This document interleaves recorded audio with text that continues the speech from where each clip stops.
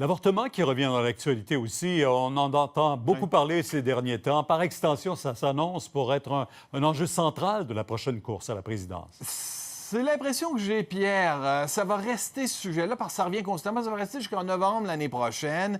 D'abord, il y a cette loi sur le battement de cœur qui va être votée vraisemblablement en Louisiane. Battement de cœur, je vous rappelle, là, dès qu'un battement de cœur est perçu chez un fœtus, généralement 6 semaines à peu près après la conception, les femmes souvent ne savent même pas qu'elles sont enceintes à ce moment-là. Eh bien, impossible d'effectuer un avortement. Le gouverneur de la Louisiane, qui est un démocrate, dit qu'il va signer cette loi-là, Pierre. Il y a de son côté la Cour suprême qui, aujourd'hui, a validé un aspect d'une loi de l'Indiana qui exige l'enterrement ou l'incinération des restes de tissus là, de fœtus après un avortement, comme des restes humains, non pas comme des déchets médicaux. Et il y a le vice-président Mike Pence qui, aujourd'hui encore, s'est prononcé. Il veut que la Cour suprême marque la question des avortements, se place en position pour ce qui est des avortements sélectifs, c'est-à-dire selon la race, le sexe, le handicap. On ne voit pas vraiment ça ici aux États-Unis, mais on voit ça comme encore un effort pour restreindre l'accès à l'avortement. Pour le vice-président Pence, il espère que les protections légales soient étendues un jour